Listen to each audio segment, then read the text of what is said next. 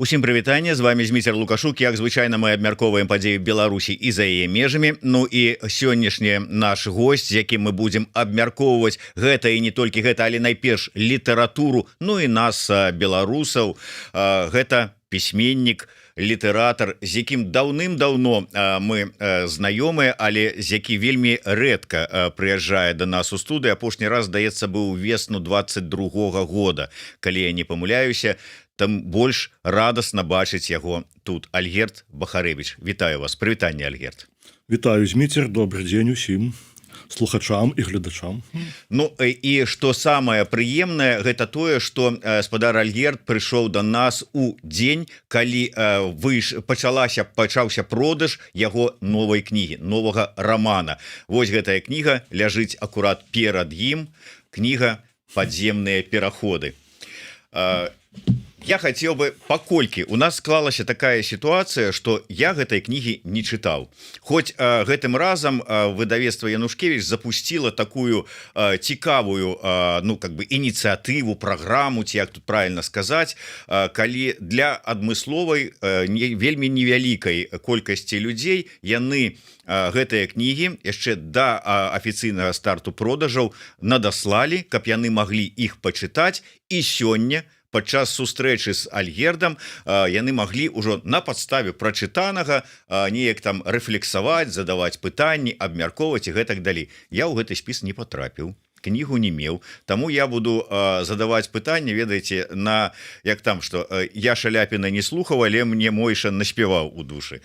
Таму так, першае пытанне, зразумела, я думаў задаць Альгерду, пра што ж вашая новая кніга. Але мне падаецца, гэта такая банальшчына, і час на яе губляць не хочацца, таму я проста зачытаю гэта словы з анонса рамана Альгерда Бахарэвіча «Падземныя пераходы». Сямейная пара беларусаў з Берліна нечакана даведваецца пра запуск у Беларусі спецыяльнай дзяржаўнай праграмы з вялікай П. На месца людзей, якія выехалі з краіны і не могуць вярнуцца, перасяляюць жыхароў расійскай глыбінкі. Не проста перасяляюць, а прысвойваюць ідэнтычнасці з'ехаўшым, надаюць ім тыя ж імёны і прозвішчы, пашпарты, засяляюць у кватэры былых насельнікаў. Вось такая затравачка, такое вось, інтрыгуючы пачатак, пра што кніга. Але зараз вот паговорым. Я пачытаў троху рэакцыі людзей, і яны кажуць, нарэшце, гэта кніга, гэта літаратура не пра гаротных беларусаў. Слухайте, я згодны, што Бахарэвіч гэта не ўмоўны там Якуб Колас там ці Янка Купалак, якія там пра гаротных беларусаў, там пра улапці і ўсё такое, там долю, няшчасце і ўсё астатняе. Але вот пачытаўшы гэты анонс, з гэтага анонса вынікае, гэта ж пра гаротных беларусаў. З аднаго боку, якія мала таго, што з'ехалі з краіны, дык яшчэ іх і замянілі расіянцамі замянілі іх. Чым не гаротны лёс? Альгерд. Дзякуй, Зміцер, за гэтыя ўводзіны, за гэтае ўступнае слово. Ты згадываеш, што Купалу і Коласа, калі Купала і Колас пісалі пра гаротных беларусаў, то яны былі пачынальнікамі, яны гэта рабілі ўпершыню, і, магчыма, тады гэта гучала вельмі арыгінальна і штосьці сапраўды гаварыла свету і чытачам. Мне здаецца, што літаратура сёння яна не мусіць, па-першае, паўтарацца. Калі штосьці ўжо сказана, то зусім не варта паўтараць гэта яшчэ раз. Літаратура заўсёды мае казаць штосьці новае, зусім новае, па-новаму асэнсоўваць рэчаіснасць, тое, што з намі адбываецца.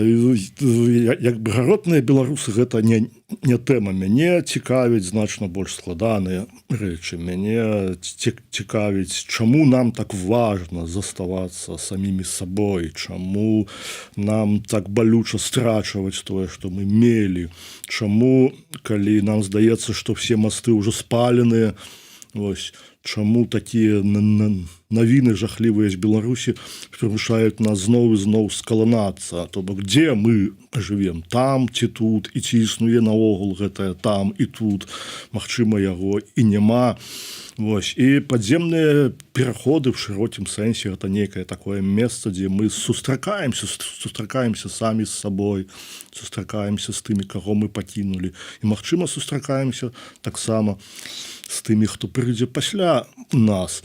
Гэтая даротнасць, як бы, я лічу, што беларусы в этом сэнсе зусім не унікальныя. Калі мы паглядзім на Еўропу, напрыклад, то даротныя практычна все.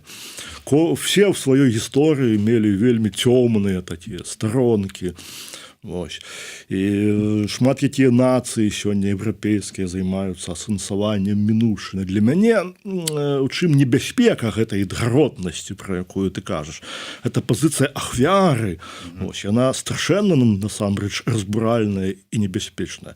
Калі мы лічым сябе ахвярамі, то значыць мы такім чынам пазбягаем адказнасці за свае ўчынкі, за свае думкі, за тое, як мы жывем. І наогул пазіцыя ахвяры і гэтая гаротнасць гэта не творчая пазіцыя. Тут няма абсалютна ніякай творчасці. Гэта пасыўная пазіцыя. Ось. Моя літаратура, я лічу, это все-таки пазіцыя нейкая актыўная. Я спрабую пісаць пра тое, што мы перажываем тут і цяпер, сёння.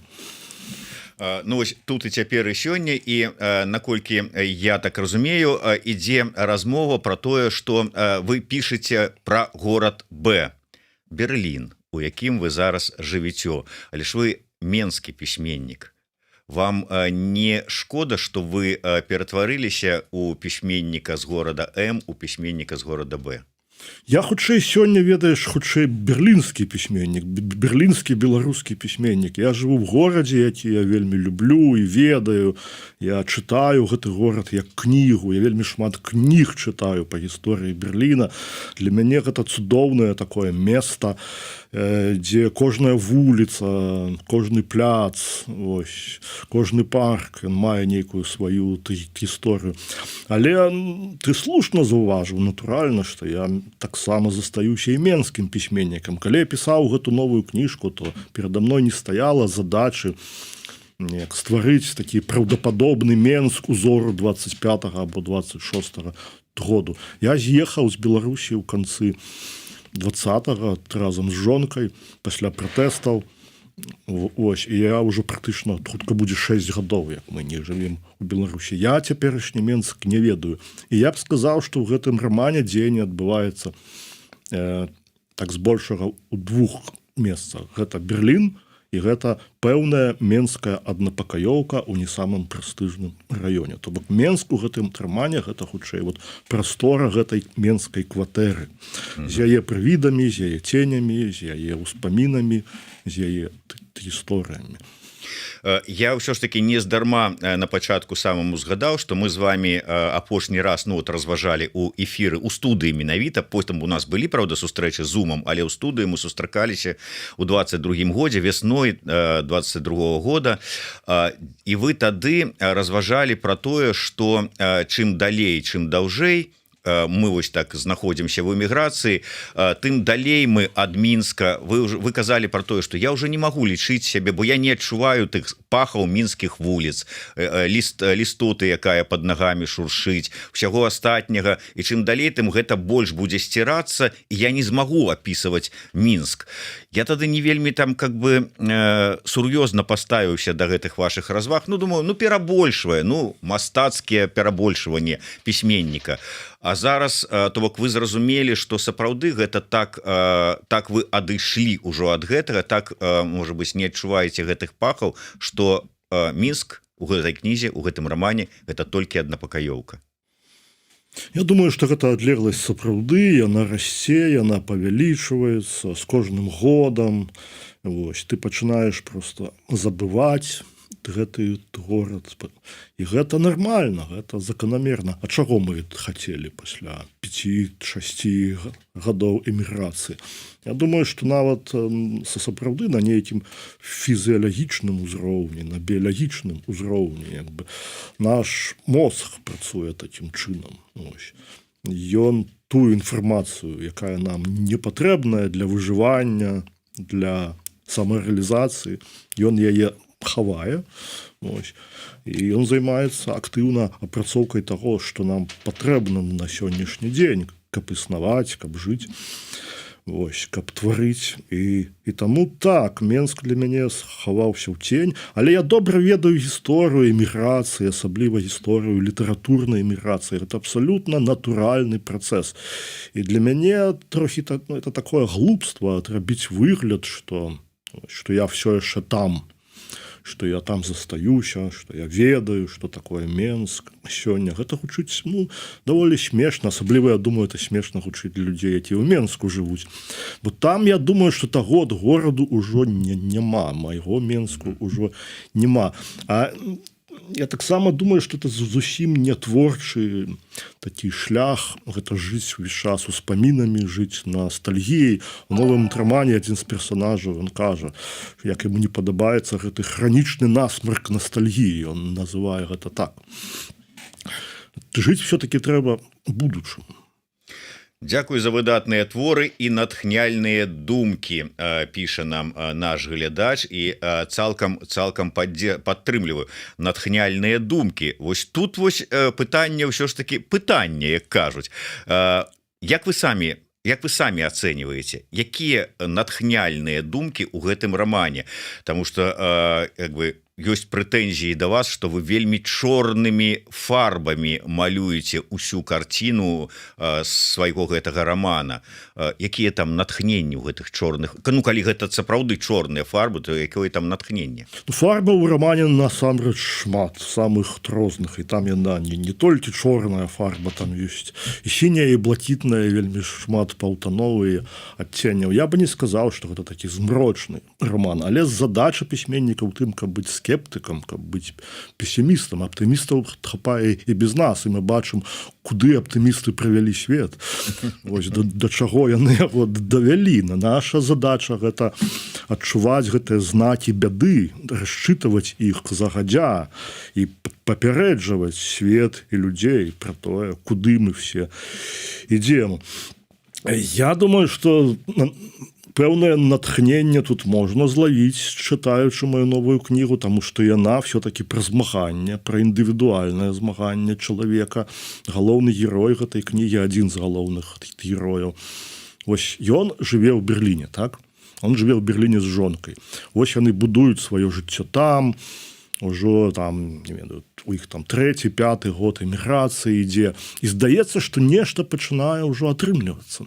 Што ўжо не неяк жыццё в сваю каляіну ўвайшло, але раптам на іх зваліваецца, проста абрынаецца аднекуль гэтая навіна, што яны зрабіліся удзельнікамі гэтай праграмы, што іх замянілі ў Менску. Так, і адразу ўсё іхнае жыццё руйнуецца. І здавалася б, вось, можна сказаць гэтаму персонажу, ну ты ж з'ехаў, ты ж кінуў там усё, ну дык і будуй сваё жыццё у замежжы. Чаму табе так важна, што там у цябе штосьці забіраюць? Ось. А яму важна. Яму вот важна, ён не здаецца, і ён вырашае, што ён таго расейца, на которого яго замянілі, таго расейца, які проста, я б сказаў, што нават глуміцца над ягоным мінулым вось гэтага романа. Он вырашае забіць Беласнежку. Першапачаткова назвай гэтага романа было «Забіць Беласнежку».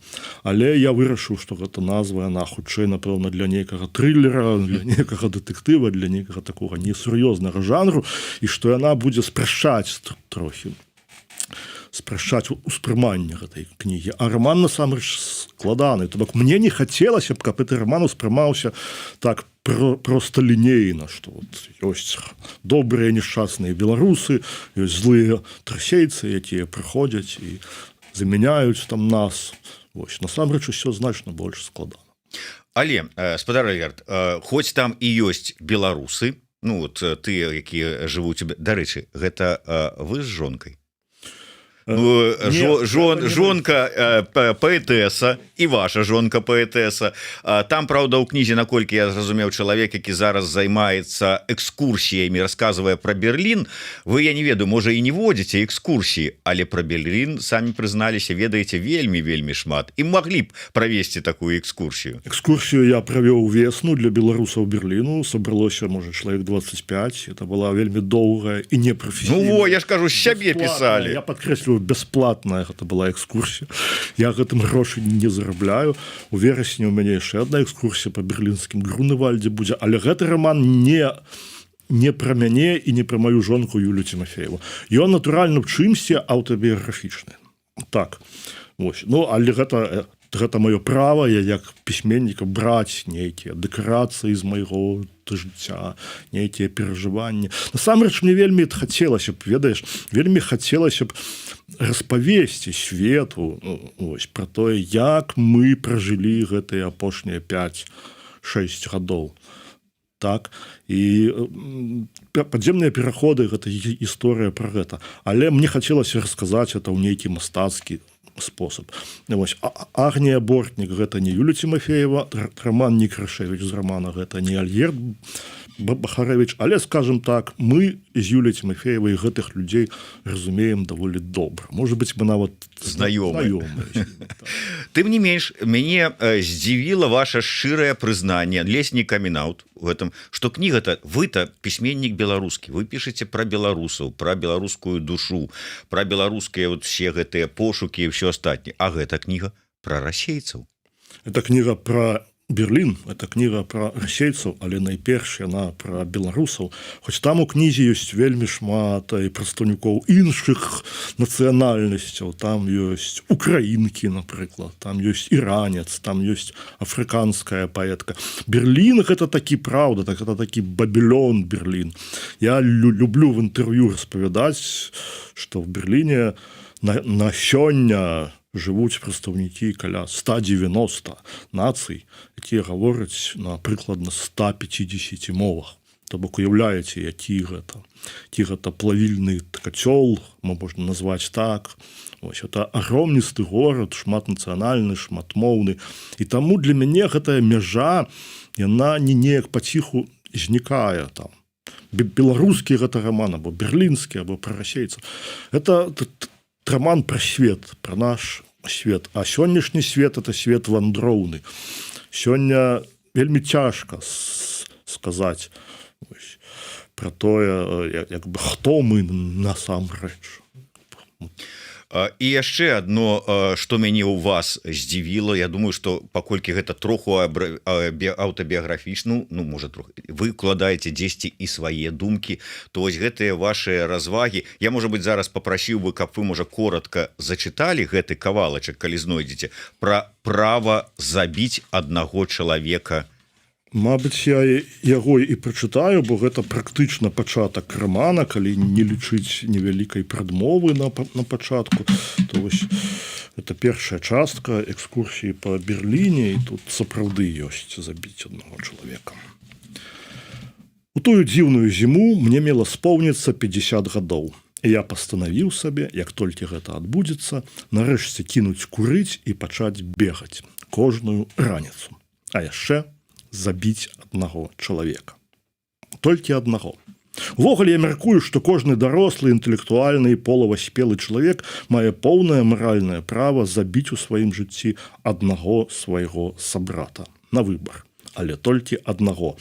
Больш за адну ахвяру ні ў якім разе, гэта ўжо паталогія, паскудства або палітыка. Я сыходжу з таго, што разумны чалавек, еўрапеец, прыхільнік дэмакратыі і цаніцель прыўкраснага ніколі не стане марыць пра смерць кагосьці нявіннага. Такі чалавек добра падумае перад тым, як абраць сабе цэль. Магчыма, ён нават ніколі не наважыцца на забойства, нават хутчэй за ўсё не наважыцца. На тое ён і цаніцель, на тое і чалавек, але адчуванне маральнага права кагосьці забіць дакладна дадало б гэтаму свету гармоніі. Значна больш гармоніі і справядлівасці за, напрыклад, права выбарчае, ад якога ніколі не ведаеш, чаго чакаць. Вось нашыя бацькі, напрыклад, навыбіраліся некалі, дагэтуль не могуць выбрацца. Ні нам, ні ім. Ні тым, хто цярпеў нас тут год за годам, не ведаючы, што з намі рабіць. Так пачынаюцца падземныя пераходы. Ну да, падземныя пераходы, як вы адзначылі, у тым ліку і паміж жыццём і смерцю. А вы выбралі сабе гэтую цэль? Я выбраў, я не хацеў бы агучваць, вось, таму што я таксама думаю, што калі мы маем маральнае права забіць аднаго чалавека, мы таксама маем права нікому не расказваць пра гэта. Это ведаеш, як з жаданнем. Я загадаю жаданне, але я табе не скажу для таго, каб оно спраўдзілася. Ну так, Альгерд, сабакі Еўропы, пра якія мы не можа быць сёння таксама узгадаем, хай можа быць і коротка, а не так як пра новы раман, там напісана ў прынцыпе і такое прадказанне адбылося пра тое, што будзе гэтая жалезная заслона паміж Еўропай і Беларусю. Напісана гэта было даўно, а спраўдзілася цяпер. Фактычна спраўдзілася. Не шмат засталося да поўнай жалезнай заслоны. Вось гэтая праграма з заменай. Крый Божа, калі чакаць, што спраўдзіцца і гэта прадказанне? Ну, яно все да гэтага ідзе, і я таксама паўтараю ў сваіх інтэрв'ю, што адзіны спосаб, каб гэта не спраўдзілася все гэта, гаварыць па-беларуску, чытаць па-беларуску, падкрэсліваць, акцэнтаваць сваю іншасць, сваю беларускасць, таму што мова гэта насамрэч важна. Што б там не казалі апошнія дзесяцігоддзі, ось мова гэта сапраўды, гэта найлепшы такі інструмент, зброя, каб супрацьстаяць асіміляцыі. Фактычна все, што ў нас беларусаў ёсць, каб супрацьстаяць гэтай навале імперскай. Гэта наша мова. Але мне не хацелася б таксама, каб гэты раман, напрыклад, успрымалі вось так. Я ўжо сказаў так проста. Насамрэч все непросто. Разумееш, вот в эміграцыі няма насамрэч вялікай такой бяды. Тое, што людзі перасяляюцца ў Беларусь, гэта не катастрофа, гэта нармальна. Калі беларусы кудысьці перасяляюцца, то чаму б іншым не перасяляцца ў Беларусь? Мы тут эмігранты, і мы каму як не нам разумець, што эміграцыя это звычайная такая натуральная рэч. Але ў выпадку з Беларусю і з Расіяй, учора быў кніжны клуб тут у Варшаве, і мы пра гэта шмат размаўлялі. Ці разумеюць тыя расейцы, якія перасяляюцца ў Беларусь, куды яны перасяляюцца? Паводле маіх назіранняў не надта добра разумеюць. Пра 20-й год яны ведаюць вельмі мала, калі наогул штосьці ведаюць. Яны, напрыклад, зусім не ведаюць ні беларускай гісторыі. Яны мала што ведаюць, это самае страшнае, мала што ведаюць пра рэпрэсіі. Іх няма ўсведамлення таго, што яны праўда перасяляюцца ў краіну, адкуль ідзе масавы адток насельніцтва па палітычных прычынах. То бок беларуская эміграцыя з Беларусі, яна збольшага палітычная. Так, это людзі, якія вымушаныя з'ехаць. Расейцы прыязджаюць у Беларусь па нейкую сваю больш-менш такую адносную свабоду, не разумеючы гэтага. То бок фактычна эта праблема сапраўды з нейкай сацыяльнай ператвараецца для Беларусі ў праблему цывілізацыйную. Это міграцыя з Расіі, якая можа цалкам змяніць Беларусь, яе аблічча, яе душу, яе характар, яе выгляд. Это вельмі небяспечна, на мой погляд. Да, дарэчы, вось мне падаецца, што такая замена, пра якую вы пішаце, мы праз гэтае праходзілі. І Беларусі, Украіна, тая ж самая Украіна пасля галадамору, калі вось на Донбас, там у іншыя тэрыторыі засялілі расейцаў, выхадцаў з Расіі, што Беларусь пасля Другой сусветнай вайны, куды таксама масава прыязджалі вось гэтыя спецыялісты з Расіі, якія потым тут і засталіся. Ну, безумоўна, не так вот это ўсё было крынжова, як вы апісваеце у сваім рамане «Прадказанні», але тым не менш такое ўжо было. І да чаго гэта прывяло? Ну, я бы тут нават зірнуў бы шырэй. Сапраўды, гэтая праблема, яна насамрэч не толькі беларуская. Калі мы возьмем, напрыклад, вось гэты масавае выгнанне немцаў пасля Другой сусветнай вайны з Польшчы, з Чэхіі, так. Ось, калі палякі прыязджалі калісьці нямецкія заселеныя немцамі гарады і засялялі іх, напрыклад, гэта, то бок это не толькі беларуская гісторыя. Немцаў выганялі з Чэхіі, напрыклад, вось, з Польшчы, я ўжо сказаў. Ды практычна, калі мы любую еўрапейскую краіну возьмем, такая гісторыя там ужо была. Так што не ведаю, што тут яшчэ можна сказаць. Ну так, да. Іншая справа, што хтосьці з меншымі нейкімі стратамі выйшаў з гэтай сітуацыі. Вось, так, дзякуй, што ты мне падказаў, як бы ёсць міграцыя, якая цалкам змяняе краіну. Напрыклад, я жыву ў Берліне. У Германии жыве на сёння афіцыйна прыкладна 30 000 беларусаў. Так? Мы прыязджаем в Германию, мы абсолютно не змяняем яе, то бок чымсьці натуральна змяняем, але не до такой ступені. Ось, мы не можем асіміляваць немцаў. Дзякуючы нам Германія не робіцца менш нямецкай. Я не ведаю, што сказаць пра Польшчу. Магчыма, тут міграцыя сапраўды такая масавая, што она змяняе палякаў саміх. Так, але культурныя коды абсалютна розныя. У нас і ў немцаў, напрыклад. Ось. А вот расейцы, якія прыязджаюць у Беларусь, на жаль, гэтыя культурныя коды ў беларусаў і ў расейцаў падобныя, бо імперыя сапраўды добра папрацавала ў Беларусі. Ось. І такая масавая міграцыя, она ні да чаго добрага не прывядзе. Это просто фактычна адбываецца такое паглынанне імперыі цэлай краіны.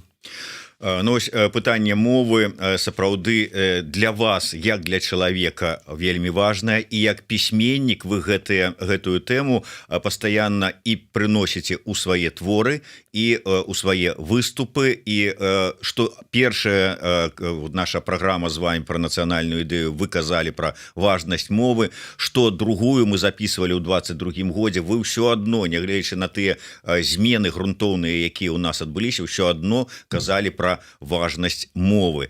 Некаторых гэта падрывае нават беларускамоўных людзей, якія кажуць, што ж мы будзем адмаўляцца ад таго, што вот нас выхоўвалі, мы жылі з расейскай мовай і гэтак далей, гэтак далей. Это сапраўды вот як давесці гэтую важнасць? Атрымліваецца ў вас? Я не ведаю, ці атрымліваецца ў мяне асабіста, але мне здаецца, што гэта разуменне важнасці мовы, яно ўсё-такі прыходзіць паціху, і все больш людзей пачынаюць гаварыць па-беларуску і мысліць па-беларуску. То бок штосьці змяняецца. І вось ты прыгадаў тую нашу перадачу, дзе я казаў пра мову. Я пасля той перадачы насамрэч доўга думаў і перажываў, і думаў, можа, дарэмна я так хапаюся за гэтую мову. Вось. Але далейшыя падзеі паказалі, што не, вось гэтае моўнае пытанне все роўна застаецца надзвычай важным. Пасля пачатку паўнамаштабнага ўварвання ва ўкраіну, паглядзіце, наколькі мова стала маркерам не толькі нацыі, там, маркерам супраціву, еўрапейскасці.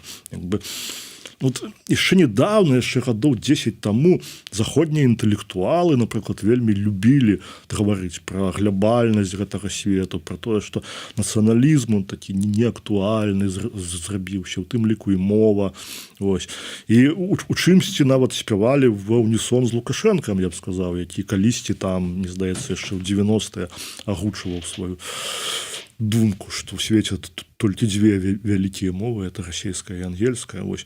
Але не, вось мы да чаго мы прыйшлі з такімі вось ідэямі пра неістотнасць мовы. Мы прыйшлі да таго, што расійская імперыя цяпер вот, у тым ліку за мову як бы знішчае.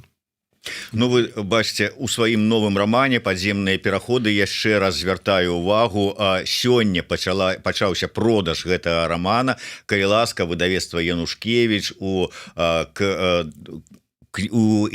праз інтэрнэт альбо онлайн можна набыць. Сёння яшчэ будзе сустрэча з спадаром Альгертам. Дарэчы, сустрэча таксама вось такая па абмежаванай колькасці людзей. Ці можа набіцца поўны зал, вы ж там можете правесці вялікую і праводзілі сустрэчу і на 3 і на 5 тысяч людзей і болей нават. Бывала і такое, але тут сапраўды гэта для абмежаванага кола людзей. Ідэя сама была такая ў выдавецтве Янушкевіч, паспрабаваць эксперыментальны фармат. То бок яшчэ да выхаду кнігі за некалькі тыдняў да выхаду кнігі. Людзі маглі купіць білет на кніжныя клубы. Ось, гэта кніжны клуб, ён адбываецца ў кнігарні «Букіністка» у Варшаве. Ось, учора і сёння. І тыя, хто купілі білеты за 75, здаецца, злотых, ось, і замовілі сабе кнігу, то яны вось мелі магчымасць і маюць сустрэцца з аўтарам, абмеркаваць. І мы это робім не так, як звычайна робяцца прэзентацыі кніг. Ось. Там, дзе сядзіць аўтар на сцэне, можа быць, з мадэратарам, ось, вядуць такую размову, а людзі сядзяць і не разумеюць, пра што яны, таму што кнігу яны не чыталі, і дзе ёсць такая іерархія, от, аўтар і чытачы дзесьці там унізе. Ось, не, а тут мы сядзім все за сталом, усе роўныя, ніякай іерархіі няма, і людзі проста абмяркоўваюць кнігу, якую яны ўжо прачыталі. І сёння будзе другая сустрэча кніжнага клуба, то бок учора чалавек 15-16 было на гэтай сустрэчы, і сёння ўжо новыя людзі, уладальнікі, шчаслівыя уладальнікі білетаў, вось, і кнігі, што самае галоўнае. Таксама сёння ўвечары прыйдуць у Букіністыку, але гэта толькі для іх. А 4-й гадзіне сёння ў 16:00 у кнігарні «Кнігаўка», якую, спадзяюся, все ведаюць, дзе яна знаходзіцца. А 16-й гадзіне там будзе аўтограф сесія. І там я ўжо проста сяду за садачкай і падпішу кнігу всім ахвотным, всім, хто прыйдзе. Я спадзяюся, што все-таки чытачы прыйдуць, хаця час даволі ранні, 16 гадзін, магчыма, 16-й шмат хто яшчэ заняты нейкімі сваімі справамі, можа быць, працуе. Тым не менш, заўтра я з'язджаю в Берлін, так што это ваша. Так што спяшайцеся. Апошняя магчымасць. Ну, ўжо не трэба так казаць, што апошняя магчымасць.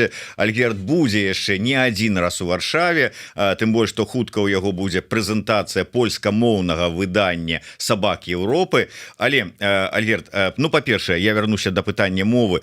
Вы нават у сваім рамане гэтага расейца, які прыйшоў і ўзяў сабе чужое аблічча і прозвішча, прымусілі, нібыта там ён па сваёй волі, але вы як аўтар прымусілі вывучаць яго беларускую мову, уклалі яму гэтае жаданне. Да ўсяго у вас там, калі я не памыляюся, ёсць такая добрая фраза, зачапіла, мне спадабалася вельмі вобразна: кірыліца мыслення. Што вы укладаеце ў гэта? Там, дзе гучыць гэтая фраза, там галоўны герой, ён, скажем так, крытыкуе беларусаў, эмігрантаў за тое, што яны ніяк не могуць прыняць свой гэты новы гэты стан, гэту сітуацыю, якой яны апынуліся. Яны ўвесь час думаюць пра мінулае, іх мучае ностальгія. Ось, яны мысляць так, як быццам бы яны застаюцца ў Беларусі. Ось. Але эміграцыя — гэта выбар. Яны зрабілі гэты выбар. Ось. І за кожны выбар трэба плаціць. І гэты выбар нас змяняе, і чапляцца за мінулае і рабіць выгляд, што мы як бы все яшчэ там, хоць мы тут, так вось дзе мы там, ці тут, і ці ёсць гэтае там і тут, і ці можна пра гэта гаварыць. Вось кірыліца мыслення — гэта азначае жыць у краіне з мысленнем, скажем так, заходнім, ось, але працягваць мысліць так, як быццам бы ты жывеш у Беларусі. Да, вы там шмат звяртаеце ўвагі на тых людзей, якія жывуць у іншай краіне, але ніякім чынам культуру, мову гэтай краіны не хочуць спазнаваць, і там сваю родную мову неяк там таксама не жывуць у гэтым так кірылічна расійскамоўным, што прывезлі з Беларусі, нейкім такім мысленні. Але вас вінавацяць у тым, што у вас зашмат злосці у дачыненні да вашых калегаў, найперш тых, хто застаецца ў Беларусі, але і не толькі да іх. І, маўляў, ну вот ёсць такое ці няма насамрэч, што кажуць, што, маўляў, Бахарэвіч лічыць, што там у Беларусі нічога вартага не засталося. З іншага боку, я думаю, вы бачылі гэтае, ну ці чулі пра інтэрв'ю Марціновіча недаўняе, дзе ён сказаў: я там адзіны застаўся, хто яшчэ можа нерв гэтай беларускі захапіць, усе астатнія ўжо ад яго адарваліся. То бок Ну, там гэтая фраза в інтэрв'ю мне здаецца выйшла по-нямецку, так? Так. І потым быў пераклад. Насамрэч, калі перакладаць з нямецкай, то фраза тая гучыць, здаецца, я пэўна апошні пісьменнік тут, а потым ён тлумачыць, што просто ён не чуе нікога, яны не размаўляюць паміж сабой, у яго такое адчуванне. І вось насамрэч ніколі я такога не казаў, што там у Беларусі нікога не засталося. Я наадварот ведаю людзей, якія там засталіся. Это некаторыя мои даўнія вельмі знаёмыя пісьменнікі. І нават калі кожны з іх лічыць сябе апошнім, ўсё роўна я абсалютна як бы не лічу, што яны там нічым вартым не займаюцца. Іншая рэч, што мы вельмі мала ведаем, што яны там робяць. Просто адбываецца такая класычная для эміграцыі такая рэч. Людзі, якія там засталіся, яны са зразумелых прычын не надта афішуюць сваю дзейнасць, не расказваюць тут нам ці на ўвесь свет, чым яны там займаюцца. А нам бракуе інфармацыі пра гэта. А кантакт з імі страчаны, таму што нашы жыцці занадта розныя.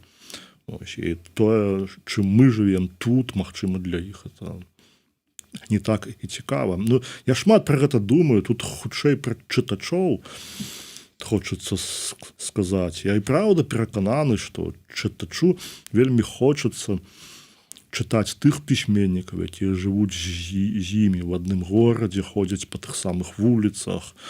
Вось. І калі я жыў у Менску, то я вельмі тонка, вельмі добра гэта адчуваў, наколькі гэта запатрабавана. Вось. Менскі чытач вельмі любіць і любіў кнігі, якія пра Менск, там, дзе дзеянне адбываецца на тых самых вуліцах. Ось. А цяпер я жыву в Берліне, і што той Берлін тым людзям, якія засталіся. Насамрэч тых, хто застаецца ў Беларусі, я паважаю і зычу ім плёну, і зусім я не лічу, што яны дзесьці там зніклі.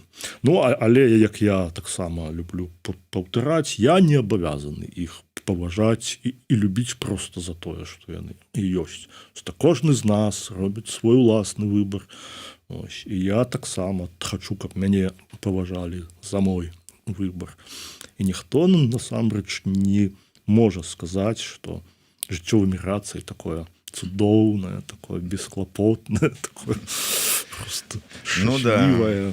Что тут нас усіх у Польшчы сустрэлі там смачнымі салодкімі польскімі калбаскамі, у Нямецчыне усім астатнім. Вы не баіцеся казаць нейкія там рэзкія крытычныя рэчы. Неяк вы напісалі ў каментарах у сябе, што калі вас спыталі, ці ёсць у вас у сацыяльных сетках фан-клуб, вы сказалі, хутчэй з'явіцца анты-бахарэвічаўскі нейкі клуб, чым фан-клуб. Чаму так? І гэта не неяк так вас ну, как бы, не перашкаджае вам там пачуваць сябе комфортна? Некалі ў пачатку 90-х я абраў для сябе две важныя такія жыццявызначальныя рэчы. Гэта пісаць, ствараць літаратуру і рабіць гэта па-беларуску. І мне здаецца, што і беларуская мова моя, і моя літаратура гэта, безумоўна, не нейкі супраціў, супрацьстаянне большасці. Это такі нонканфармізм. І калі чалавек не гатовы, што яго будуць крытыкаваць, там, пляваць у яго, прывязваць яго да ганебных слупоў, вось, то лепш не пачынаць. Вось, гаварыць ці пісаць па-беларуску і пісаць кніжкі. Літаратура гэта небяспечны занятак. І літаратура, яна пішацца пра людзей. І калі мы все людзі, то мы, безумоўна, судакранаемся кожны дзень паміж сабой. І тут непазбежныя канфлікты, таму што ў нас рознае бачанне, розныя думкі. Вось. Мы не можам, як я сказаў в інтэрв'ю «Зеркало», таму, калі ты хочаш жыць у бесканфліктным нейкім свеце, каб цябе ніхто не крыўдзіў і сам ты нікога не крыўдзіў, трэба жыць з рыбамі. Вось. З рыбамі жыць вельмі добра. Да, рыбы таксама розныя бываюць. Яны не пакрыўдзяцца і яны не пакрыўдзяць. Напрыклад, я сабе выляю такі нейкі акварыум з рыбкамі такі. Заўсёды знойдзецца якая-нибудь адна піранья, якая можа ўгрызці добра. Ну, глядзячы, які акварыум, конечно. Акварыумы таксама бываюць рознымі, але я сабе уяўляю такі акварыум. Дык вось не. Я пішу не пра акварыумнае жыццё, я пішу пра людзей, і гэта абсалютна натуральныя пачуцці. Крыўда, зайздрасць, злосць. Ось. І я наогул лічу, што літаратура мусіць быць правакатыўнай, саркастычнай, злой, вострай. Ось. Літаратура – это адзіная тэрыторыя поўнай свабоды, дзе можна ўсё. Напрыклад, як чалавеку, як там, грамадзяніну, ось, мне не ўсё можна. Ось. Я жыву, выконваючы законы, падпарадкоўваючыся законам грамадства і дзяржавы. Але для пісьменніка законаў няма. Для пісьменніка галоўны закон – это пісаць добрыя кніжкі, цікавыя, адгукацца на тое, што ў свеце адбываецца. Таму я не ведаю, ці можа існаваць літаратура, якая нікога не пакрыўдзіць. Мы ўзгадалі Янушкевіча, выдавецтва Янушкевіч, гэтую ідэю кніжнага клуба. Давайте ўзгадаем яшчэ аднаго чалавека, я думаю, варта. Я чытаю допісы ў Фейсбуку Сергея Шупы, і ён у дачыненні да вас піша: «Мой аўтар з вялікай літары». Што вас звязвае? Сергей вельмі важны чалавек у маім жыцці. Мы пазнаёміліся ў 2007, здаецца, годзе, калі я перасяліўся ў Гамбург. Это была моя першая эміграцыя. Але та эміграцыя в параўнанні з гэтай, это так, кветачкі і ягадкі.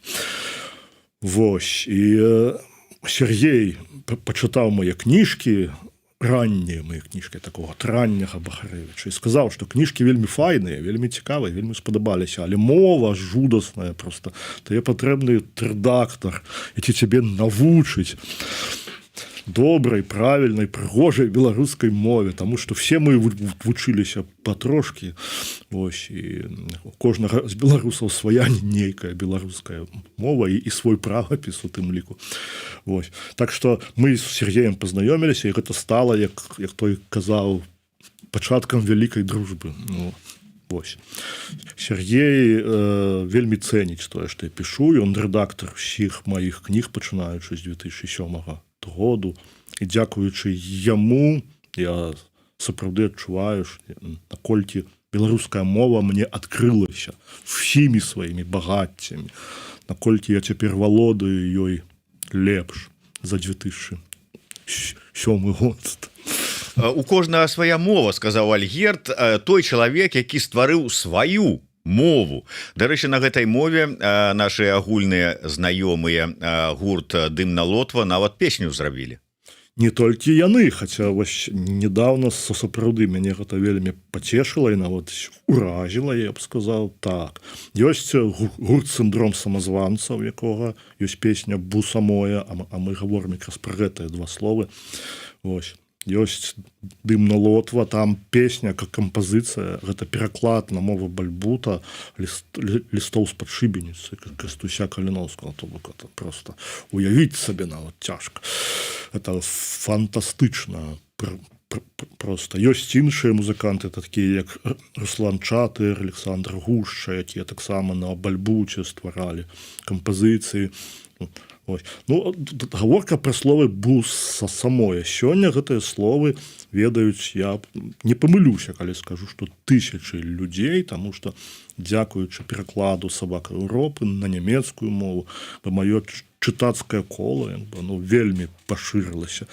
Я амаль на кожнай імпрэзе, калі я ездзіў з сабакамі Еўропы па Германіі, Аўстрыі, Швейцарыі, то я расказваў чытачам, што «бусамоя» – гэта найважнейшыя словы на Бальбуце. Давайте все разам іх прамовім. І тады заля так хорам паўтарае «бусамоя». Вось, то... І то бок згодна з правіламі Бальбута, калі ты ведаеш, што такое бусамоя, і можаш гэта прамовіць, значыць, все, ты ўжо валодаеш Бальбутай, ты частка яе свету, ты як бы яе філазофію засвоіў. Вось ты, Зміцер, скажы зараз бусамоя. Бусамое. Значит, ты бальбутанин таксама. Вот. Вітаем. Бальбутанин, не бальбутанец. Можна і так сказаць. Тут як бы ёсць разначытанне. Скажем, у польскім перакладзе там у канцы слоўнік бальбута, і там, по-моему, написано так: бальбутаньско польскі слоўнік. Так, завершаючы нашу тэму новага рамана Альгерда Бахарэвіча «Падземныя пераходы», яшчэ раз нагадаю, што так, сёння ў яго будзе сустрэча з чытачамі у кніжным клубе Янушкевіча, але выдавецтва Янушкевіч, але для абмежаванай колькасці людзей, тыя, хто ўжо раней набыў кнігу і набыў квіткі адпаведныя, таму усе не змогуць прыйсці, але ўсе жадаючыя могуць прыйсці і на яго аўтограф-сесію. І там падпісаць, набыць і падпісаць на месцы кнігі. Да, пагаварыць ужо там не атрымаецца, можа словам перакінуцца, але тым не менш зможаце вось неяк так прыяднацца, пастаяць у святле славы нашага выдатнага пісьменніка. Так што, калі ласка, і будзем спадзявацца, што неўзабаве спадар Альгерд прыедзе ў Варшаву і ў іншыя гарады, дзе можна будзе пагаварыць, паразважаць пра яго новы раман. І на завяршэнне вярнуся ізноўку да «Сабак Еўропы». Мы ўжо сказалі, што «Сабакі Еўропы» выходзяць у перакладзе па-польску. Неўзабаве, калі там 15 верасня будзе прэзентацыя «Сабак Еўропы» польскім польскага выдання і па-польску. Слухайце, ужо наколькі моў перакладзена «Сабака Еўропы»? Не так ужо і шмат. Ну, ўсё адно па-нямецку ёсць. Беларускае выданне выйшла ў 2017, потым 2019 выйшла ў маскоўскім выдавецтве «Время» расійскае выданне, расійскі пераклад, які трапіў у шорт-ліст прэміі «Большая кніга», это 2019 год. Потым быў нямецкі пераклад, в 2024 годзе ён выйшаў. І цяпер вось выходзіць польскі, і ёсць перакладчыца, якая працуе над нарвежскім перакладам. Ну, «Сабакі Еўропы» — гэта вельмі тоўстая кніжка. То бок перакладчыкам трэба насамрэч шмат часу. Во такая. Некалькі гадоў жыцця аддаць трэба. І вы шмат увагі как бы удзяляеце вось менавіта польскаму перакладу, так вот, как вы кажаце, вот, і выдавецтва. Чаму? У чым падзея? Гэта вялікая падзея, таму што, здаецца, гэта моя 5-я польская кніжка, якая выходзіць у Польшчы ў польскім перакладзе. Але дагэтуль мае кніжкі выходзілі ў нейкіх такіх, ну, ведаеце, гэта добрыя людзі, гэта добрыя выдавецтвы, але гэта, скажем так, гэтыя кніжкі да чытача шырокага не трапляюць, таму што гэтыя выдавецтвы не ўваходзяць у нейкі там топ польскіх выдавецтваў. А «Сабакі Еўропы» я вельмі шчаслівы, што яны выходзяць у адным з найлепшых, самых вядомых, напэўна, вядомых у Еўропе польскіх выдавецтваў. Это выдавніцтва літарацкае ў Кракаве. І я, наколькі я разумею, я першы аўтар беларускі за всю гісторыю гэтага выдавецтва. То бок это тое выдавецтва, чые кнігі ўвесь час на слуху, у кнігарнях, іх абмяркоўваюць. Мне просто, я думаю, што вельмі пашанцавала, таму што мой галоўны твор, моя галоўная кніга, яна, я думаю, што я цяпер ужо адчуваю, колькі да яе увагі і цікавасці. Калі твои кнігі выходзяць у маленькіх выдавецтвах, то просто чытач не даведваецца пра тое, што яны выходзяць. Ну вось так, з Альгердам можна гаварыць бясконца. Не ведаю, наколькі яму цікава са мной адказваць на пытанні, тым не менш за яго заўсёды цікава слухаць. Таму калі у вас будзе такая магчымасць, абавязкова прыходзьце на творчыя, нетворчыя, там ці там за кубкам кавы сустрэчы з Альгердам Бахарэвічам. Набывайце яго кнігі, бо это сапраўды падзея, і кожная яго новая кніга гэта сапраўды нешта такое значнае у беларускай літаратуры. Таму, калі ласка, сёння за кнігамі, продаж якіх пачаўся, «Падземныя пераходы», і на сустрэчы. Дзякуй вялікі, Альгерд. На сустрэчы ўсім. Дзякуй усім. Жыве Беларусь. Жыве.